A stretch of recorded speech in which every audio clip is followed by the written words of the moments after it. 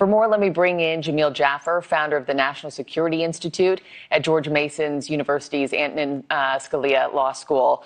Jamil, good morning to you. Thank you, as always, for joining me. So these countries that Iran just hit that are hosting, U.S. troops, Kuwait, Jordan, Bahrain. Just last week, we heard Secretary Rubio testify that the war with Iran is over.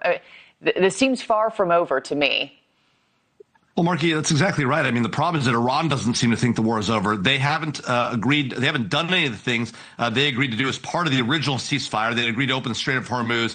That obviously has not happened. They've continued to conduct attacks on American facilities in the region against American allies, to your point, Bahrain, Kuwait, and the like. We've also seen yesterday, to your point, a downing of the American helicopter by an Iranian attack drone. So there's a lot going on in the region, and it's almost all involving Iran hitting American and allied facilities, not to mention our partner in the region, Israel. And so it's not clear why Iran thinks it can get away with this. Obviously, the U.S. continues to respond. Israel continues to respond.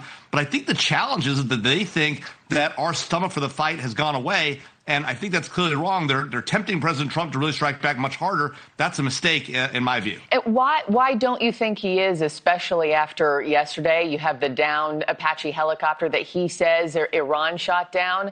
If that is the case, which CENTCOM has not confirmed yet, by the way, but if that is the case, why aren't we seeing more forceful retaliation or response?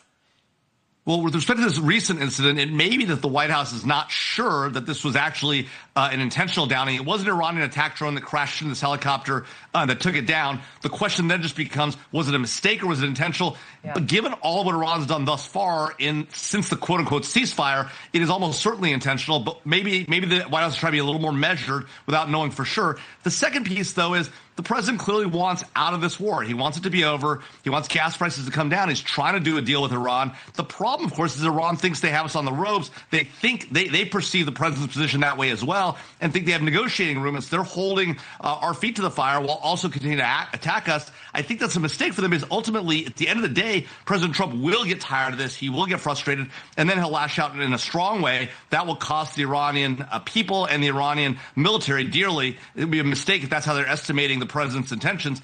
But of course, the president's been signaling he wants a deal repeatedly. Yeah, and Jamil, I know that you were the architect of the Iran Nuclear Agreement Review Act. I mean, Iran is now threatening even more severe strikes if it's hit again. So where does this go from here? And do you think that Iran does have the capability and the will to follow through? Or is that all just strategic bluffing at this point? Well, I do think that Iran's ability to hit the United States and her facilities and friends of the region has been significantly decreased. But as we can see, it's clear their Navy is still active. They're able to restrict access to the Strait of Hormuz. We see they still have drones. They still have missiles. They've been rebuilding their launch capacity, which we had taken down. So they've used this ceasefire time where it's been sort of a one-sided ceasefire where we do everything and they do nothing to rebuild capacity. Now, it's going to go slow. It's going to take them time. But I do think they have the ability to respond, and that ability will continue to grow if we don't either take the fight to them or find a way to end this conflict. The problem is the conflict has to end on our terms, which is to say Iran giving up its nuclear weapons. Otherwise, the president will have engaged in this military activity without getting anything for it.